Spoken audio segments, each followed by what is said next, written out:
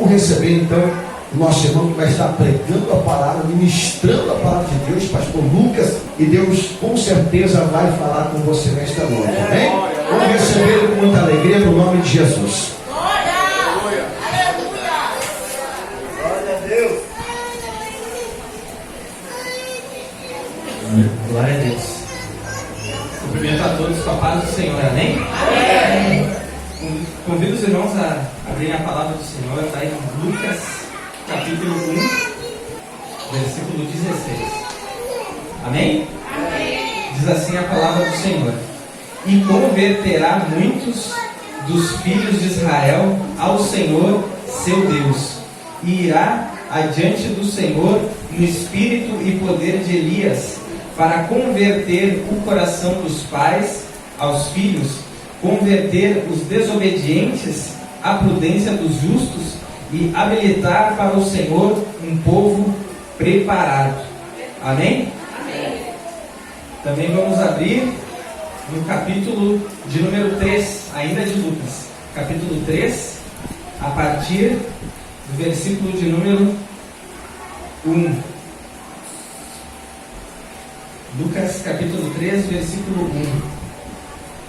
Diz assim: no 15º ano do reinado de Tibério César, sendo Pôncio Pilatos governador da Judéia, Herodes tetrarca da Galiléia, seu irmão Filipe tetrarca da região da Itureia, e Traconites e Lisânias tetrarca de Abilene, sendo sumos sacerdotes Anás e Caifás, veio a palavra de Deus a João, filho de Zacarias, no deserto.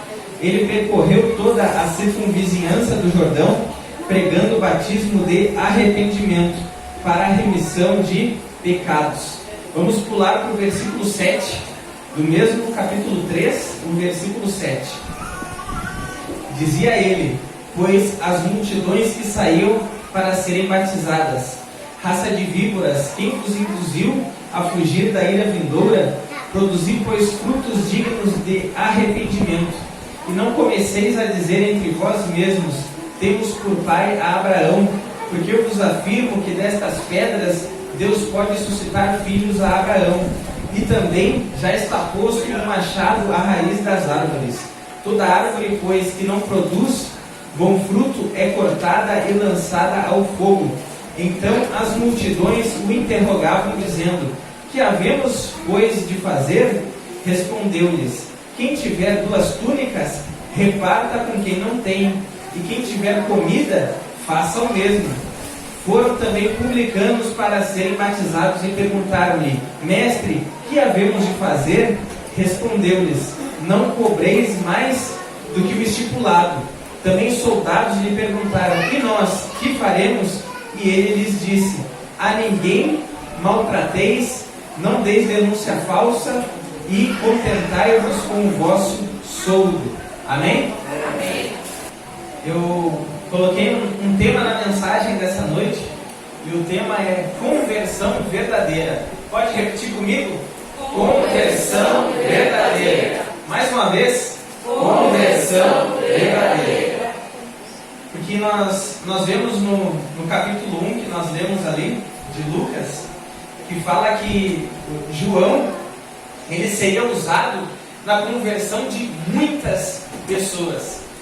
Imagina, quem aqui gostaria de ser usado por Deus, e Deus lá de cima do céu, ele dizer bem assim: através da vida do Lucas, imagina o teu nome, através da vida do fulano, do ciclano, eu vou operar a salvação de almas em massa. Muitas pessoas vão se converter, muitas pessoas vão ser salvas em Porto Alegre. Quem gostaria? Levanta a mão, quem gostaria de ser usado por Deus para a salvação de muita gente? Amém? E assim foi João. E nós lemos ali, logo no começo da mensagem, que ele seria usado para converter as pessoas para Deus. E depois a Bíblia diz: converter o coração dos pais aos filhos, os desobedientes para a prudência de Deus, e também para habilitar um povo aprovado para Deus. Imagina que ele seria então usado na conversão de pessoas para Deus, ou seja, as pessoas iriam ser salvas. O coração dos pais se converteria para os filhos, ou seja, os pais, eles teriam ainda mais zelo para fazer dos seus filhos discípulos. Ou seja, ensinariam a palavra de Deus para os seus filhos. Então, conversão para Deus, conversão para a família, e também iria converter os desobedientes para a prudência, porque os desobedientes eles passariam a obedecer a Deus. A Bíblia fala em Provérbios, no Provérbio número 28, que diz que o prudente vê o mal e ele se esconde, mas o simples, ele passa e sofre a pena. Porque o prudente, ele percebe antecipadamente o perigo e ele já se esconde, ele já se precavê. Mas agora aquele que é simples, que a Bíblia fala, ele não se tem por avisado, então ele segue adiante a sua jornada e ele acaba sofrendo mal. Então o prudente, ele se antecipa e ele obedece. E era isso que João seria usado para que as pessoas obedecessem a Deus antes do tempo. E a Bíblia ainda diz também que ele prepararia um povo, habilitaria um povo para Deus, ou seja, ele seria usado para Deus para ensinar pessoas para que elas pudessem servir a Deus, fazer a obra de Deus com excelência. Quem entendeu isso, levanta a mão. Glória a Deus por isso. Então, João seria usado para isso. E agora a gente vai ver na palavra de Deus como ele foi usado por Deus para que isso acontecesse. Como é que era a pregação dele, como era o ensinamento dele, para que muitas pessoas se convertessem, para que houvesse salvação dentro das famílias, dentro das casas. Como é que ele seria, como é que ele seria usado para tudo isso? E nós lemos lá no capítulo 3, creio que tu está com a Bíblia aberta, no capítulo 3, do versículo 1 até o 2, fala de pessoas que estavam no palácio, fala de governadores, fala de tetrarcas, falam de pessoas que estavam no palácio. Aí depois a Bíblia fala de Anás e Caifás, que eram sumos sacerdotes, ou seja, pessoas que estavam no templo. Então fala de pessoas que estavam no palácio e de pessoas que estavam na casa de Deus. Aí a Bíblia diz assim, ó: e veio a palavra de Deus a João, filho de Zacarias, no deserto. Ou seja, Deus não falou no palácio e Deus não falou nem no templo, nem na sua casa, mas Deus falou no deserto.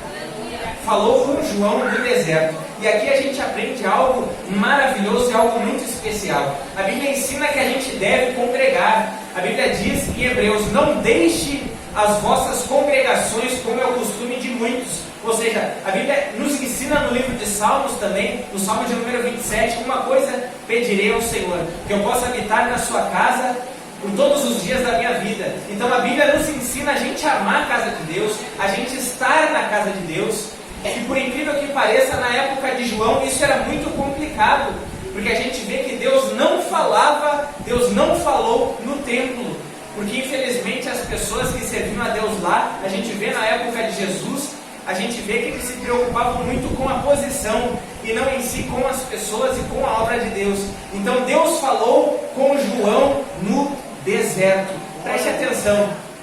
A gente deve receber a mensagem na congregação, a gente deve aprender com o nosso pastor ou os nossos pastores, a gente deve aprender na escola bíblica dominical, se é que tem na igreja, a gente deve ouvir e receber a palavra de Deus. Mas uma coisa que é muito importante é a gente ter o nosso momento com Deus no deserto, porque deserto não era apenas símbolo de lugar de sequidão, de dificuldade, mas fala do nosso momento a sós com Deus. A gente vê que quando Jesus começou o seu ministério, ele ficou 40 dias e 40 noites no deserto, sim ou não? Sim. Ficou, e mesmo depois disso, a Bíblia vai dizer que Jesus procurava lugares desertos. E por que ele procurava lugares desertos? A Bíblia diz que era a fim de orar, ou seja, ele ficava a sós com o Pai, ele ficava a sós com Deus, ali ele falava com Deus. Quem aqui já ouviu falar do momento em que Jesus parou com uma tempestade e andou sobre as águas? Levanta a mão quem já ouviu isso.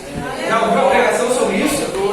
Se a gente prestar atenção no texto, Jesus ficou no mínimo 9 horas orando, até ele andar sobre as águas. Quem aqui já ouviu no momento em que Jesus escolheu os apóstolos? Levanta a mão quem já ouviu falar, quem já leu no momento em que Jesus escolheu os apóstolos. Levanta a mão quem já leu ou já ouviu sobre isso. Jesus não saiu escolhendo aleatoriamente, mas Jesus ficou no mínimo orando 12 horas. Jesus passou a noite inteira em oração. até que ele escolhesse os seus apóstolos. Ou seja, Jesus investia tempo a sós com Deus. Meu irmão e minha irmã, o tamanho do teu ministério, o tamanho do seu serviço a Deus, o tamanho da importância e da relevância da tua vida nessa terra, é do tamanho da tua vida de oração e de comunhão a sós com Deus. Eu vou repetir isso. O tamanho da tua vida, a relevância da tua obra nessa terra é do tamanho do tempo que tu investe a sós com Deus. Glória a Deus. Jesus ensinou isso. Quando for orar, fecha a porta do teu quarto e ora a Deus em secreto. E no secreto, Deus vai ouvir a tua oração e Ele vai responder. Investe tempo no secreto, investe tempo a sós com Deus. Fica a sós com Deus, porque quem fica a sós com Deus não tem vaidade. Por quê? Porque não é visto pela multidão. Quem está a sós com Deus, ele não se preocupa com aplausos. Por quê? Porque não está sendo visto. Ele se preocupa somente com Deus, em ser influenciado pela presença de Deus, em aprender com Deus. E a gente precisa investir tempo a sós com Deus. Quanto mais tempo a gente passar a sós com Deus, mais a gente vai se parecer com o nosso Deus. A Bíblia diz em Efésios: sede, pois, imitadores de Deus como filhos amados. A Bíblia diz em 1 Coríntios: sede, pois, meus imitadores como eu sou de Cristo. Quanto mais tempo a gente passa convivendo com uma pessoa, mais a gente pega o jeito dela, mais a gente começa a falar como ela fala. Tem pessoas, eu tenho um amigo meu que ele ficou um tempo lá em Santa Catarina. Quando ele voltou, ele já voltou com sotaque. Tem um outro amigo meu, irmão meu, que ficou um tempo lá no Rio de Janeiro, ele já voltou com sotaque. Porque quanto mais tempo tu convive com uma pessoa, mais tu pega o jeito dela. Imagina uma pessoa convivendo com Deus, investindo tempo com Deus, orando, lendo a palavra de Deus. Quanto mais tempo a gente investir a sós com Deus, mais a gente vai se parecer com Ele. Quem entendeu isso? Levanta a mão. Então João, a Bíblia diz que ele viveu no deserto. João ficou cerca de 30 anos no deserto, até que ele se manifestasse a Israel. É muito tempo, sim ou não? O primeiro motivo dele ficar no deserto foi a influência dos pais em relação a ele. João foi para o deserto no momento em que Herodes queria matar todos os meninos com menos de 2 anos de idade. Isso quando Jesus nasceu, porque a finalidade, o objetivo era tirar a vida do Messias, tirar a vida do Cristo, era tirar a vida de Jesus. E a gente vê que Herodes fez um decreto que todos os meninos com menos de 2 anos de idade tinham que ser mortos. Aí a Bíblia vai dizer que José pegou a sua família e foi para o Egito. E os pais de João era 6 meses mais velho que Jesus. Os pais de João levaram ele para o deserto. A Bíblia mostra que o nascimento de João foi um milagre, porque a sua mãe era estéril. E não apenas por isso, mas a Bíblia ensina que os pais dele eram anciãos já. A mãe dele já era avançada em idade quando ele nasceu. Então, João, ele ficou um tempo no deserto com os seus pais. Mas foi pouco tempo, porque os pais dele, como já eram avançados em idade, eles já iam morrer. Quem entendeu isso? Levanta a mão. Mas o tempo que João conviveu com seus pais foi tempo suficiente para os pais dele influenciarem a vida dele de forma muito significativa e marcante. Porque a Bíblia ensina que os pais dele eram irrepreensíveis. Repete comigo: irrepreensíveis. Repete comigo: irrepreensíveis. O que é uma pessoa irrepreensível? Quando a Bíblia fala em Timóteo, fala dos atributos do pastor, a Bíblia diz que o pastor precisa ser irrepreensível. Irrepreensível é uma pessoa que tu olha para a vida dele e tu não consegue enxergar um defeito.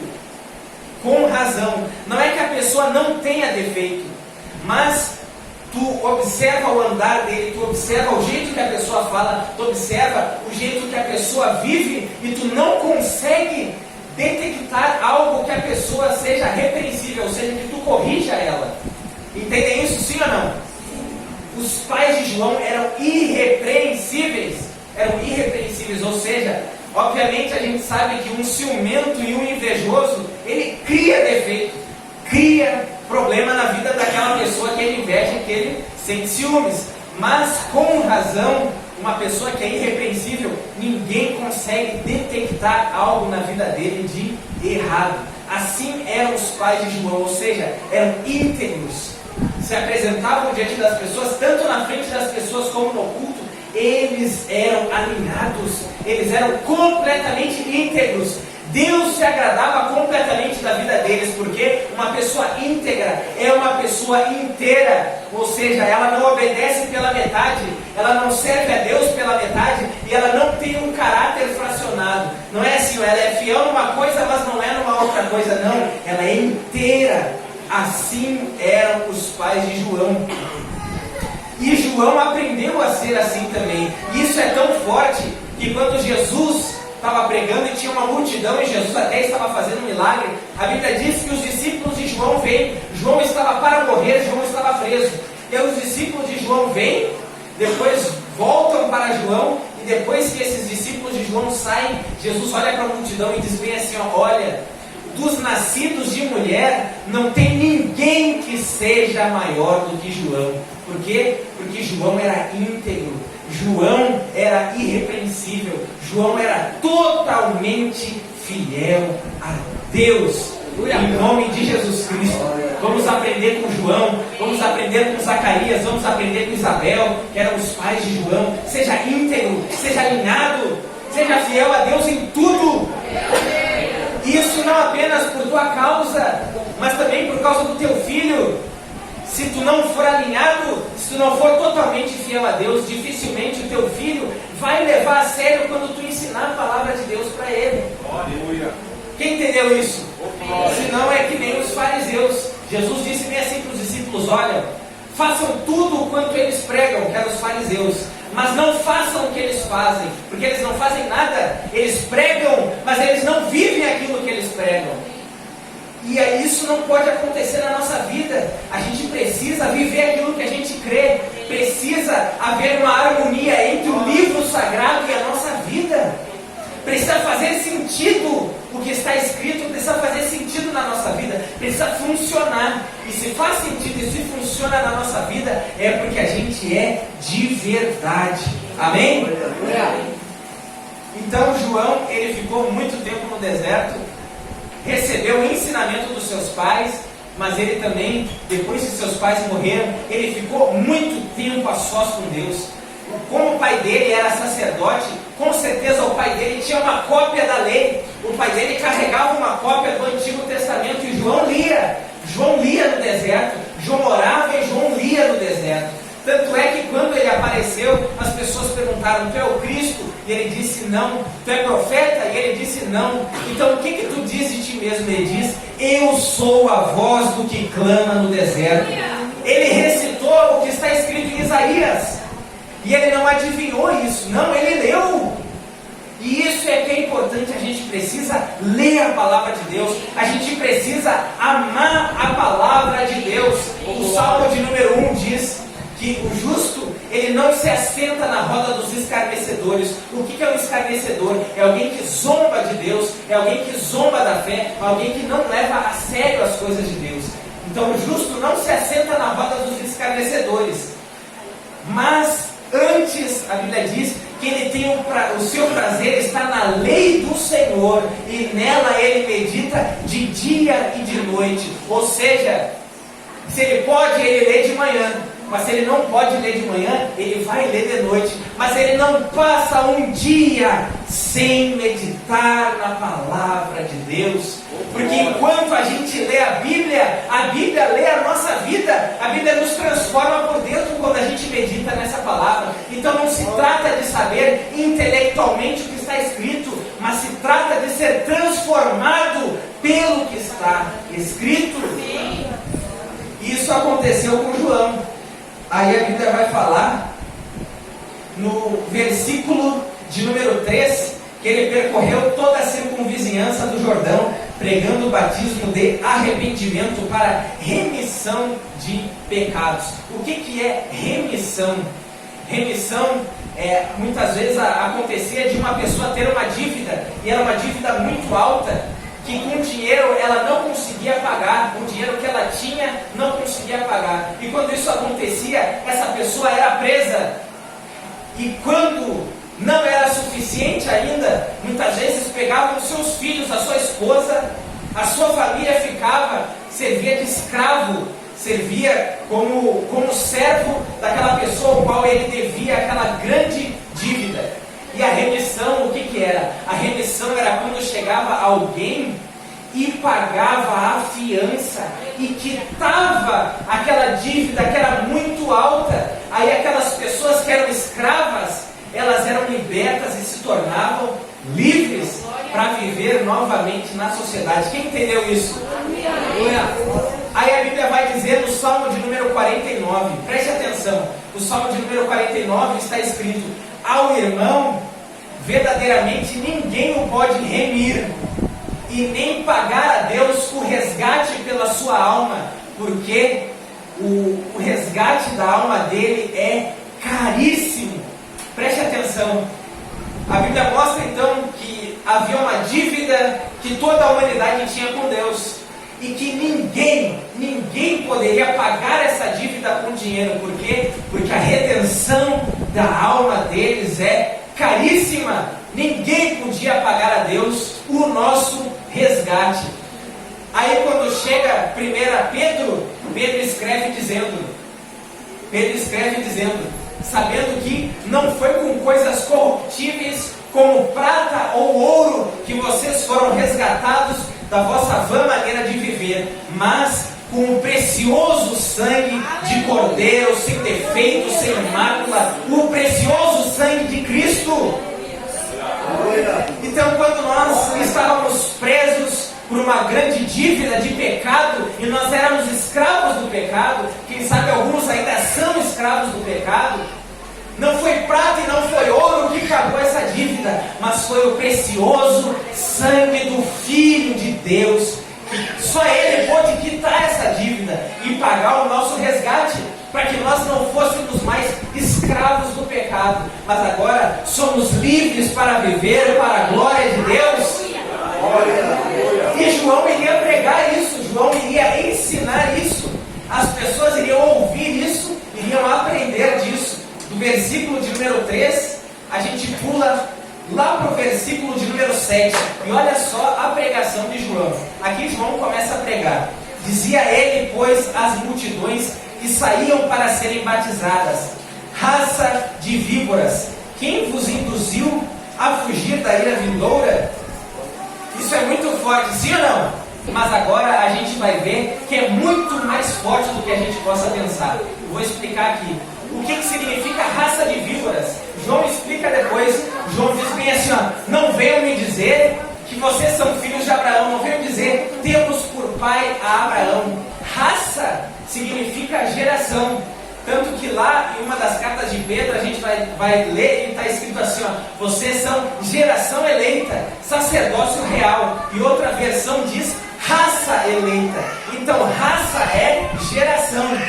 Eles diziam: nós somos filhos de Abraão, ou seja, nós somos geração de Abraão. E aí João está dizendo: vocês fisicamente, vocês naturalmente, pelo sangue, pelo nascimento natural, vocês são geração de Abraão. Mas agora espiritualmente, vocês são geração de víboras. Ou seja, de forma física vocês são filhos de Abraão, mas agora de forma espiritual vocês são filhos da serpente. E quando a gente olha em Gênesis, a gente vê que quando Satanás fala com Eva, ele não aparece como um anjo de luz, mas ele aparece como uma serpente. Como uma serpente. Como uma o quê? Serpente. E lá do primeiro livro, a gente vai para o último livro da Bíblia, que é Apocalipse. A Bíblia fala a antiga serpente, que é Satanás, o diabo. Então serpente é uma figura do próprio diabo. O que João está dizendo? Fisicamente, vocês podem até ser descendência, filhos de Abraão, mas agora espiritualmente, porque vocês ainda não se arrependeram, vocês são filhos do diabo. Isso é muito forte, sim ou não? E por que João está falando de forma tão direta e forte para aquelas pessoas? Por quê? Porque elas confiavam no título. Elas diziam: eu sou filho de Abraão. E elas descansavam nisso. Elas pensavam que a salvação delas estava garantida só porque elas eram filhas de Abraão. É como alguém que é filho de pastor ou filho de um crente e acha que é salvo só porque é filho de um crente. Não necessariamente. Precisa de conversão, precisa crer em Cristo, precisa se arrepender. Salvação não é transmitida pelo sangue nosso de forma natural. Salvação é transmitida pela fé, porque a Bíblia diz: o justo viverá pela fé. Amém até aqui?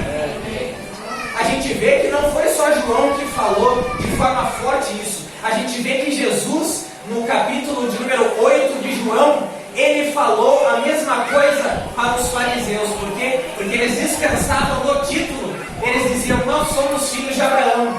E olhem para cá, Jesus olhava nos olhos deles e dizia assim: ó, ah é? Vocês são filhos de Abraão? Se vocês fossem filhos de Abraão, vocês teriam as obras de Abraão. Porque Abraão viu o meu dia e ele se alegrou. Mas vocês não têm alegria com a minha presença. Aí eles subiram a régua, eles subiram o título e eles disseram: nós somos filhos de Deus. E como eles subiram o título, Jesus subiu a repreensão. E Jesus disse bem assim: ó, vocês são filhos de Deus? Se vocês fossem filhos de Deus, vocês creriam e amariam aquele que Deus enviou. Porque eu vim do Pai, eu vim do meu Pai, mas vocês não me amam, vocês querem me matar. E eles queriam mesmo. Aí Jesus disse: logo vocês não são filhos de Deus, vocês são filhos do diabo, que é o vosso pai. Meu irmão e minha irmã, não descanse, não confie num título. Porque hoje em dia a gente vê quantas pessoas dizem que são cristãs, que são evangélicos, que são protestantes, que são conservadores, que são crentes, e há uma série de títulos. Se nós realmente formos o que o título diz, maravilha. Mas agora, se a gente confiar somente no título, não é nada, isso é pó. E muitas vezes isso pode ser um empecilho para que a gente tenha um encontro verdadeiro com Deus. A gente vê que Jesus condenou completamente o simplesmente confiar num título. Olha, tem números e números aí, pesquisas e pesquisas que fazem de tantos evangélicos que tem no país. Mas olha o nosso país, olha quanta injustiça social tem. Se realmente todos fossem, o nosso país com certeza estaria diferente.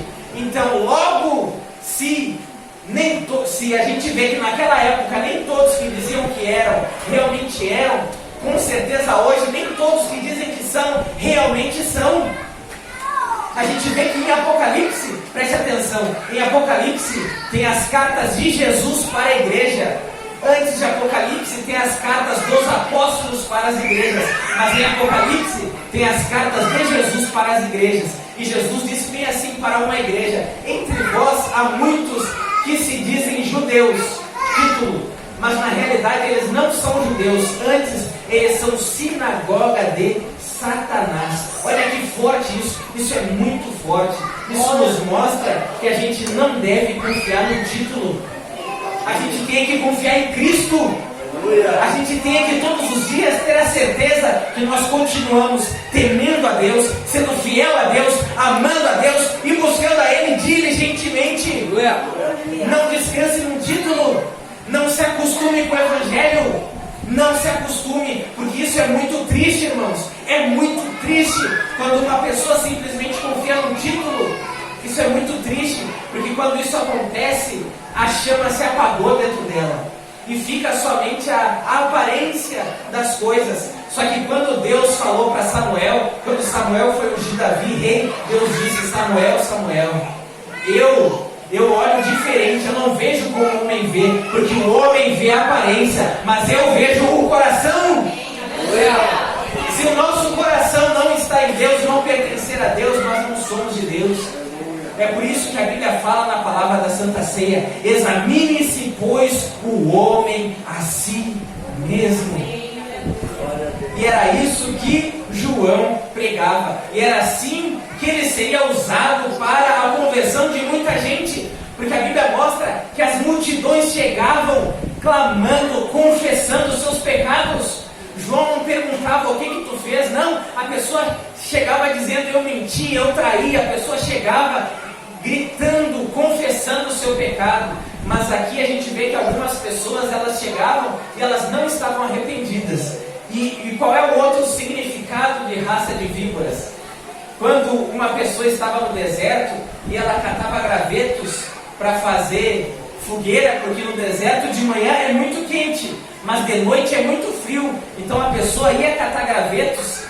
As víboras eram serpentes que eram bem fininhas e eram muito pequenas, que eram facilmente confundidas com os gravetos. Aí logo alguém ia pegar os gravetos e de repente um graveto se mexia e mordia a pessoa.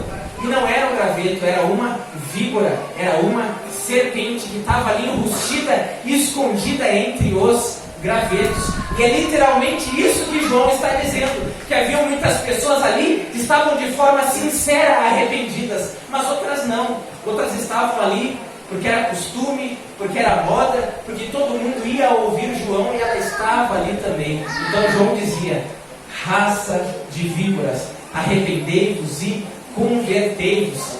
Sabe que às vezes os nossos olhos podem nos confundir, assim como a pessoa que ia catar o graveto. Mas agora ninguém consegue enganar Deus. Vai chegar um dia em que o próprio Cristo, ele vai separar os bodes e as ovelhas. São parecidos? São, mas são diferentes. A gente vê que Jesus vai separar também o joio e o trigo. São parecidos? São, mas não são iguais, são diferentes. Vai chegar um dia que Jesus vai separar os filhos dos bastardos. E o que é o filho e o que é o bastardo? O filho recebe a repreensão do pai e ele se arrepende. Ele recebe a educação do pai. Mas agora o bastardo, ele não recebe a educação, ele não recebe a repreensão do pai. Isso está em Hebreus capítulo 12. Então vai chegar um dia que Deus vai separar. Então Deus não se confunde. Então não vamos enganar a nós mesmos. E João dizia: arrependam-se. E aí ele diz no versículo de número 7 ainda: quem vos induziu a fugir da ira vindoura? Muitas vezes a gente diz: eu fui salvo, fulano foi salvo. Mas tu já parou para pensar assim, ó, salvo do quê? Salvo de quê? Quem já parou para pensar nisso? Levanta a mão. Quem já pensou? Quem já parou para pensar nisso? Levanta a mão. Salvo de quê? A gente diz: né, eu fui salvo, ele foi salvo, mas salvo de quê? Aí João vai dizer: quem vos ensinou a fugir da ira vindoura? Quando uma pessoa é salva, a gente pensa: ela foi salva do pecado. Sim, foi salva do pecado. Ela foi salva porque ela saiu das garras do maligno e veio para a maravilhosa luz. Sim, isso aconteceu. Mas quando a gente olha, isso é momentaneamente, mas quando a gente olha de forma eterna, para o tempo inteiro, ou seja, para a timeline completa, lá para o final da história, a gente vê que quando uma pessoa é salva, ela é salva por Cristo, do próprio Cristo. Eu vou repetir: quando uma pessoa é salva, ela é salva por Cristo, do próprio Cristo. Porque João diz: quem vos ensinou a fugir da ira vindoura? Essa ira vindoura não é a ira do homem, e essa ira vindoura não é a ira do diabo. Essa ira vindoura é a ira de Deus. E a Bíblia mostra também lá nos evangelhos que Jesus ensinou bem assim, ó: se vocês tiverem a fé como um grão de mostarda, vocês vão dar ordem para os montes se erguerem e se lançarem no mar. Sim ou não? Sim, Jesus ensinou isso. Mas lá em Apocalipse, no capítulo 6, diz que as pessoas, tanto as ricas quanto as pobres, tanto as pequenas como as grandes, elas se escondem nas cavernas e elas gritam dizendo assim, ó, para os montes: ergam-se montes, levantem-se e caiam sobre nós e nos livrem da ira de quem está sentado no trono e do Cordeiro. Ou seja, é a ira do Pai e é a ira do Filho. Quando a gente é salvo por Cristo, do próprio Cristo. Salmo de número 2 está escrito: beijai o Filho para que se não ire. E o Filho é Jesus Cristo. Beijai o Filho para que se não ire, e não pereçais no caminho, quando em breve se lhe inflamará a ira. A Bíblia ensina que hoje Jesus é advogado. Ou seja, se a gente peca e a gente se arrepende, Jesus vem e nos defende. Ele vem e nos defende. A gente é perdoado perdoado, porque Cristo vai e mostra o furo que está na mão dele. Ele diz: Pai, ele está arrependido, e olha aqui na minha mão o preço que eu paguei por ele, o preço que eu paguei por ela. Mas vai chegar um dia que aquele que hoje que é advogado, ele vai estar assentado num trono branco como juiz, e não vai ter mais advogado, porque ele virá para julgar. Então essa ira vindoura não é a ira do homem, não é a ira do diabo, é a ira do próprio Deus e do próprio Cristo. E João diz: quem vos ensinou a fugir da ira vindoura? O que é esse fugir? O fugir da ira vindoura é a falsa conversão.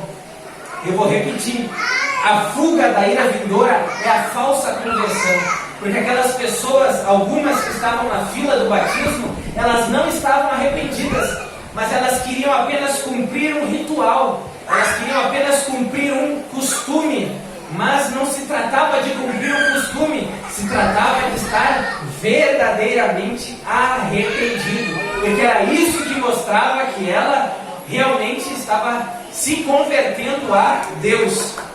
E a gente vê que no versículo de número 8, João diz: produzir, pois, frutos dignos de arrependimento. A primeira coisa que acontece quando uma pessoa se arrepende verdadeiramente, ela reconhece. Repete comigo: reconhece. Reconhece. Ela reconhece o seu pecado, ela reconhece que agiu errado. O Salmo de número 51, Davi se arrependeu, está arrependido porque ele cometeu um adultério e armou ainda um assassinato. E Davi está arrependido, e ele diz: conheço o meu pecado, e o meu pecado sempre está diante de mim. Ou seja, ele reconheceu o seu pecado, ele reconheceu o seu erro. Então, quem está arrependido reconhece o seu pecado, mas não para por aí, porque a gente vê que muitas pessoas reconhecem o erro, mas elas não mudam. Aí a gente vai adiante. Primeiro reconhece, e a segunda coisa que acontece é que a pessoa se entristece. Na primeira carta de Paulo aos Coríntios, ele traz uma repreensão muito forte para um jovem que ele tinha cometido um pecado gravíssimo. E ele escreve uma advertência muito forte para esse jovem na primeira carta aos Coríntios. E aí, quando Paulo escreve a segunda carta, ele diz assim: ó, em um determinado momento, eu, Paulo, cheguei a me arrepender de ter escrito aquilo, mas eu percebi que foi importante eu ter escrito aquela advertência forte, porque eu percebi que vocês se entristeceram. O jovem se entristeceu, ele ficou triste, inclusive a igreja ficou triste também. Mas não era uma tristeza para a morte, mas é uma tristeza segundo Deus, porque a tristeza segundo Deus produz arrependimento para a salvação.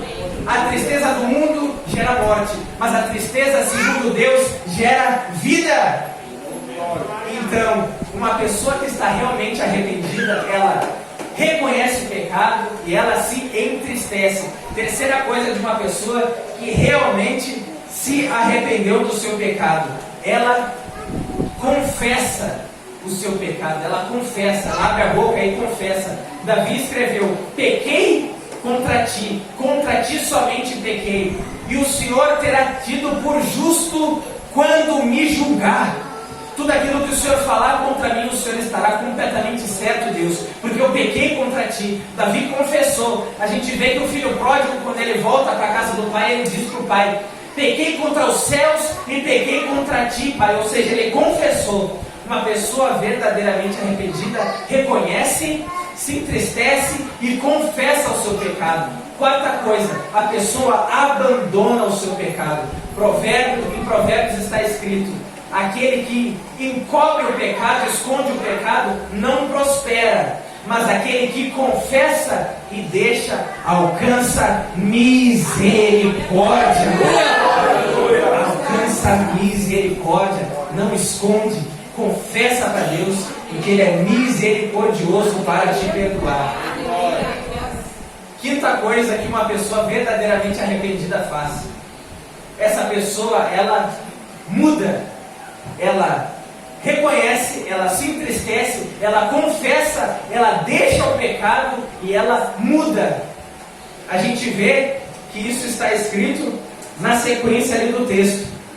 Quando João fala ali no versículo 10. Diz que então as multidões interrogavam, dizendo: que havemos, pois, de fazer? Porque João disse: produzir frutos de arrependimento. Toda árvore que não der bom fruto é arrancada e lançada no fogo. Quem entendeu isso, levanta a mão. Só que isso é uma parábola. A gente vê que Jesus também pregava por parábolas. E algumas pessoas não entenderam. Então elas perguntam para João: João, o que eu tenho que fazer? Que fruto é esse? Aí João se vira para as pessoas e diz assim, ó: quem tiver 2 túnicas, reparte com quem não tem. E quem tiver alimento, reparte com quem está com fome. Por que João fala isso? Porque algumas daquelas pessoas eram egoístas. Elas pensavam apenas em si mesmas. Elas pensavam apenas em receber, para si, acumular, mas elas não repartiam nada com ninguém. Os principais mandamentos da palavra de Deus é: ama a Deus acima de todas as coisas e o próximo como a si mesmo. Sim ou não? Sim. Veja que a Bíblia nos ordena amar Deus. Olha para cá, a Bíblia manda a gente amar Deus e manda a gente amar o próximo. Mas a Bíblia não manda a gente se amar. Diz: ame o próximo como a si mesmo. A Bíblia não manda a gente se amar. Mas esse amor a si mesmo, a Bíblia usa como uma referência, mostrando como a gente tem que amar o próximo. Tanto a Bíblia não manda a gente se amar, porque Paulo escreve a Timóteo dizendo: no fim dos tempos haverão muitos amantes de si mesmo. E isso era reprovável aos olhos de Deus. O que é um amante de si mesmo? É alguém que se ama, alguém que é egoísta, alguém que só quer as coisas para si. Quem está entendendo isso, levanta a mão. E também Paulo fala sobre isso no casamento, quando ele fala do amor que o marido tem que ter pela esposa. Ele diz que uma pessoa não maltrata a si mesmo, antes alimenta o seu corpo e cuida o seu corpo, protege o seu corpo. Assim é o que o marido tinha que fazer em relação à sua esposa. Então a Bíblia não ordena a gente amar a si mesmo. A Bíblia ordena a gente amar a Deus e amar o próximo. Então não seja egoísta. A fé que tu tem hoje é para salvar a tua vida, mas também é para tu compartilhar com as pessoas. É para tu levar adiante. E aí, outras pessoas que eram os publicanos chegaram em João e disseram: João, o que nós temos que fazer? Os publicanos eram cobradores de impostos. Eles eram judeus, cobravam impostos dos judeus e davam dinheiro para Roma. Preste atenção, os judeus, eles detestavam os publicanos, porque para eles eram traidores, porque os romanos oprimiam os judeus. Aí o que acontecia? Acontecia que os cobradores de impostos, eles cobravam a mais. Eles cobravam o imposto mais alto e eles guardavam uma parte para si. Ou seja, além de trair o seu povo, eles roubavam o seu povo. Entenderam isso, sim ou não? Sim. Aí João diz: vocês publicanos cobrem apenas o estipulado. Ou seja, se tu está arrependido mesmo, tu não vai mais fazer o que é errado, tu não vai cobrar mais. Entenderam isso, sim ou não? Sim. Aí a última turma que chega são os soldados. Os soldados chegam para João e dizem: João, o que a gente tem que fazer? E João diz para os soldados: não maltratem ninguém. Ou seja, não era para eles se aproveitarem da farda que eles estavam vestindo para bater nas pessoas. E a gente vê que infelizmente tem policiais corruptos que muitas vezes batem nas pessoas por nada. E é isso que João está condenando. Ele diz: não maltrateis ninguém. E outra coisa, não deis denúncia falsa. Ou seja, eles não tinham que tramar contra a vida de ninguém, eles não tinham que mentir e inventar um crime. E a última coisa que ele diz é: contentai-vos com o vosso soldo. Ou seja, não aceitem suborno, não pervertam a lei, mas contentem-se com o salário de vocês. Não invertam a lei, não corrompam a lei, liberando o criminoso para receber dele propina, receber dele dinheiro. Quem entendeu isso, levanta a mão. E quando um soldado parava de fazer isso, era o sinal, era o fruto de que ele realmente tinha se arrependido. Então, o fruto do arrependimento é a mudança. Uma pessoa pode chorar, se arrebentar dentro da casa de Deus, chorando, chorando, chorando. Mas se, quando ela sair, ela não mudar, ela não buscar em Deus isso, a mudança, ela não se arrependeu. E a gente pode pensar assim, mas não é fácil mudar. Mas agora vem a boa notícia. Quem disse que tu está sozinho? Aleluia! Quem disse que tu está sozinho nessa mudança? Não é com a tua força. Não é com a força do teu braço, porque com a força do nosso braço a gente não consegue. Por que a gente não consegue? Porque nós, por nós mesmos, somos escravos do pecado. A gente precisa de Cristo. João dizia, raça de víboras, arrependam-se. Mas João não apenas apontava o pecado das pessoas, ele também mostrava a solução. Porque ele disse assim, aí na fila, aquele ali, ele é o Cordeiro de Deus que tira o pecado do mundo. E quem estava na fila do batismo era Jesus Cristo. Ou seja, uma víbora ou uma serpente tem veneno, sim ou não? E veneno mata, sim ou não? Mas Jesus era aquele que iria tirar o veneno das pessoas. Porque Jesus é aquele que tira o pecado do mundo. O veneno era símbolo do pecado em nós. E Jesus é aquele que tira o veneno de nós. Jesus é aquele que tira o pecado de nós. E como é que Jesus tira o pecado? Jesus tira o pecado através da sua morte e através da sua palavra, do seu ensinamento. Enquanto tu está ouvindo essa palavra, pode ser que não seja tão agradável, mas por incrível que pareça, Jesus está tirando o pecado de dentro de ti. O mal está saindo de dentro de ti, porque a Bíblia diz, conhecereis a verdade e a verdade vos libertará. Tu vai sair daqui livre nessa noite, meu irmão. Tu vai sair daqui livre nessa noite, minha irmã. Tu vai sair daqui fortalecido para vencer o pecado que te aflige, que te aprisiona. Tu vai sair daqui preparado para mudar. Tu não vai mais tropeçar naquela mesma pedra. A tua vida vai ser diferente. Creia. Creia em nome de Jesus. E João disse assim, toda árvore que não produz bom fruto é arrancada e lançada no fogo. Imagina que a árvore eram as pessoas, a árvore somos nós. O que acontece?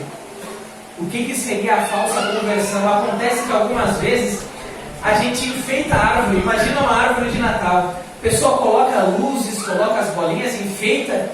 E é como se fosse, isso é a falsa conversão. Ou seja, a pessoa muda apenas algumas coisas, muda a veste, muda quem sabe a forma de falar, fala a paz do Senhor agora, muda apenas algumas coisas, mas quando chega a época daquela árvore dar fruto, o fruto não muda. Porque a gente nunca vai ver uma laranjeira dar uva, não é? Sim ou não? A gente não vai ver isso. Por quê? Porque a árvore continua a mesma. Às vezes acontece que a gente só enfeita a árvore, mas não é isso. A árvore tem que ser arrancada. E a gente tem que receber de uma nova semente, para que sejamos uma árvore nova. E essa semente é a semente do Evangelho. O Evangelho, ele não apenas maquia o caráter de uma pessoa. O Evangelho não nos muda apenas por fora. O Evangelho, ele nos transforma por dentro, porque ele nos torna uma nova árvore, para dar novos frutos. É isso que Jesus ensinou quando falou para o fariseu em João capítulo 13, Nicodemos. Ele era alinhado por fora, ele era santo, mas Jesus olhou para ele e disse, tem que nascer de novo. Ou seja, tem que ser uma nova árvore, tem que dar novos frutos. Em nome de Jesus Cristo, seja uma nova árvore, dê bons frutos, nasça de novo, nasça de novo. O nosso primeiro nascimento, a gente saiu da barriga da nossa mãe. Mas agora no segundo nascimento, nós somos gerados pela fé na palavra de Deus, pela fé em Jesus Cristo. Quando uma pessoa crê na palavra de Deus, se arrepende e crê em Cristo, ela é uma nova criatura, uma nova pessoa. E a Bíblia diz, portanto, nenhuma condenação há para os que estão em Cristo Jesus. Porque agora são nova criatura, é uma nova pessoa. Isso é conversão verdadeira. Era assim que João iria converter quase todo Israel. Se a gente prestar atenção no que João disse para os publicanos e para os soldados, a gente vê que a pregação de João acabou com a corrupção e acabou com o crime organizado. Sim ou não? Sim ou não? Imagina, se tem tanto evangélico no nosso país, e tem tanto crime, e tem tanta corrupção, é porque, quem sabe, a gente está precisando pregar mais como João, a gente está precisando evangelizar mais como João. Pense nisso, em nome de Jesus. Eu te convido a te colocar de pé. Conversão verdadeira.